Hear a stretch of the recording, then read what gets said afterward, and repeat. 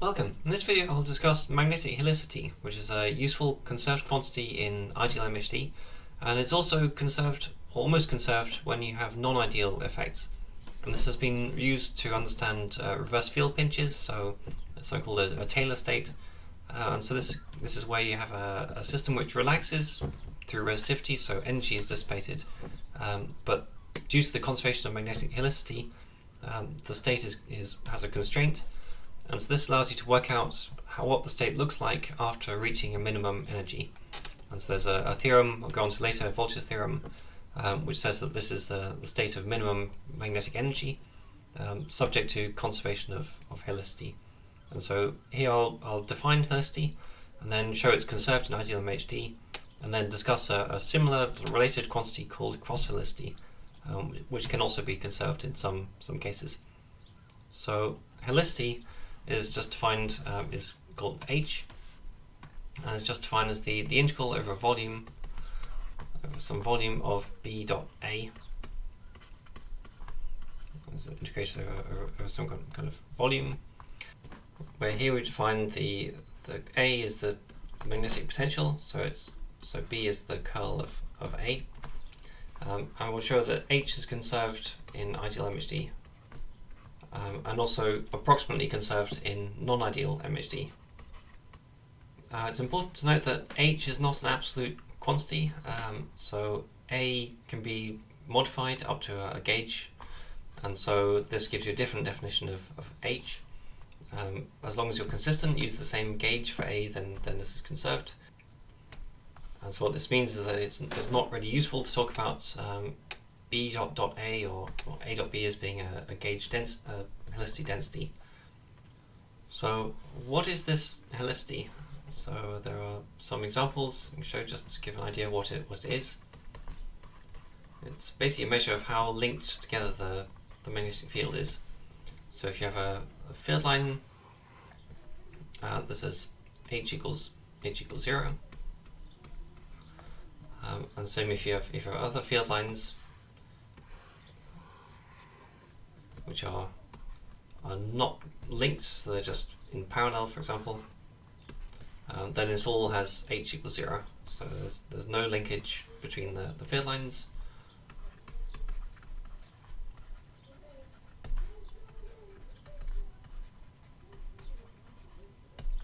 However, if we have some magnetic flux which is linked, so if you have a case where we have a field line like this, and then we have a field line or a bundle of field lines that pass through the middle. So we have for example, a field line like this and a field line like this. This has helicity, and it's given by plus or minus depending on the sign of these, but it's the flux 1. So here we have some kind of flux in this loop, and here a flux in that loop, and so it's flux 1 times flux 2, and there's a factor of 2 here. So you have the total helicity here. We have linked field lines, and then a field line or bundle of field lines can also be linked with itself. So if you have a tokamak, for example, this has a helicity. So you have a torus like this. And if you have magnetic field lines which are wrapped around the torus, so they are kind of wrapped around like this. And it's a bundle of field lines which are twisted around each other, and then this is H. So this is non-zero helicity, and so we have twisted field lines.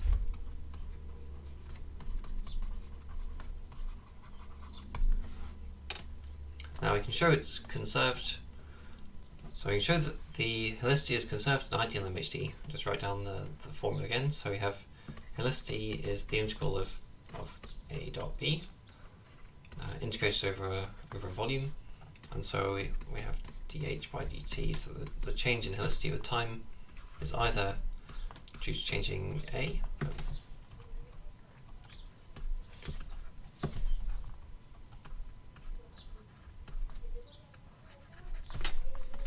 or changing B, so A dot dB by dt. and both integrated over volume. And now we're going to use a few identities. So if electric field is minus the electrostatic potential, and the electromagnetic potential here, and we're going to use that dB by dt is the curl of E, is minus curl of E, and we can substitute these into here. So this first term here, that's going to go into there, and this will give us this first term. And so this here gives dA by dt gives us a minus grad phi minus E. So we have a minus grad phi dot B, and integrate to the volume. And then the second term here, we're going to substitute in this dB by dt, so we have a curl of E. And so here we end up with a. So now there's a few more identities we can use here. So we can take this here. So this, so A dot curl of E, we can write using the divergence of A cross E. Gives us a curl of A dot with E plus a minus A dot curl of E. So we can use this to rewrite this term here, and we'll end up with something in terms of this divergence. We can also rewrite this part here, so we can use that the gradient of phi dot with B is just the divergence of phi times B, because divergence of B is 0. And so now we have, so here we had the first two terms here from this part, and then the second two terms are just from rewriting this here. So we have a divergence of A cross E, and then a minus curl of A dot with E. Well, curl of A is just B. And so here we have a minus B dot E, which goes to this E dot B here. And so this we can just write as minus 2 times the integral of E dot B. So that's this first term and the last term put together. And then we have integrals of divergences over the integration of the volume, and so this just becomes integrals over the surface. So almost there. So in this is a general result. So this is true for any model really. Just used Maxwell's equations really. And so now we can put in ideal MHD. So in ideal MHD, what we have is that E plus V cross B is 0, or U cross B is the fluid velocity, and that means that E dotted with B is equal to 0. So this first term disappears. The second term is integral over the surface, and so if we have that E dot ds is 0 and B dot ds is 0, then this also goes to 0. Because this is the helicity flux, so it's the flow of helicity through the surface, and so we need that. So basically B dot ds equals 0, so have no magnetic field lines through the surface, and we can either have E dot ds 0 or A dot ds is 0, and that would make this whole second term 0. And then in those cases, H is constant.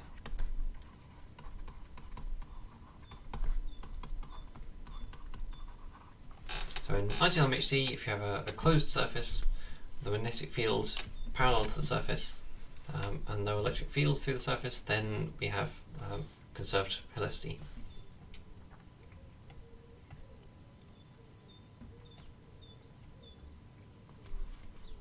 So there is also something called cross helicity,